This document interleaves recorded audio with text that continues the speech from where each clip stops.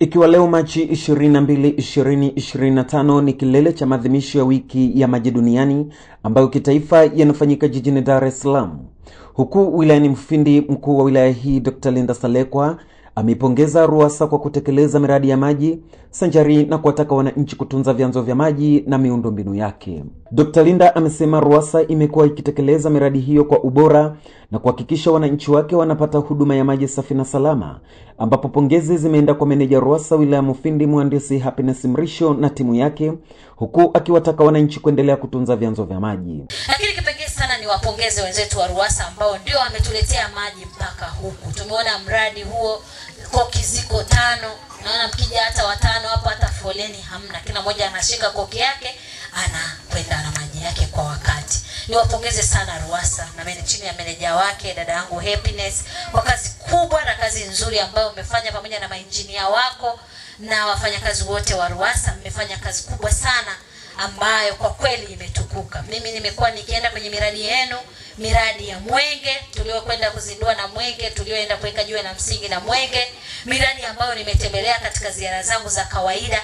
Sijawahi kukuta mradi mbovu wa RUWASA. Lakini sisi kama wananchi nasi tuna wajibu wa kuhakikisha kwamba tunatunza vyanzo vyetu vya maji, tunatunza uoto wetu wa asili, lakini zaidi tunatunza hii miundombinu ambayo tumewekewa kwa gharama. Mtazamaji, haya yanabainishwa vyema katika uzinduzi wa mradi wa maji wa programu ya visima 900, ambapo katika wilaya hii uzinduzi umefanyika katika kijiji cha Holo.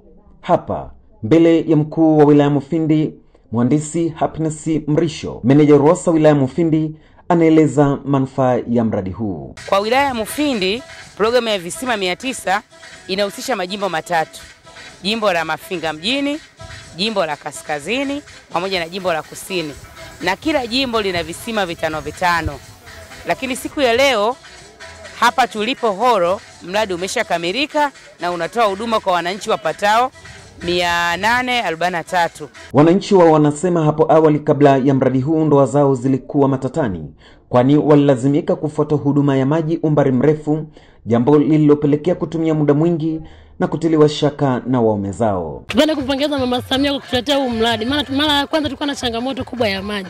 Wamama wengi walikuwa wanaenda kufuata maji huko, wakirudi nyumbani wanagombana na waume zao. Tunaishukuru serikali ya awamu ya 6 ya Mama Samia, imetusaidia, imetuwezesha kupata maji. Sasa hivi tuna raha ya maji tunayo. Mradi huu tumepata shida miaka 25 tukiwa na shida ya maji hapa. Lakini leo tumepata maji, nadhani watu wanakunywa maji safi.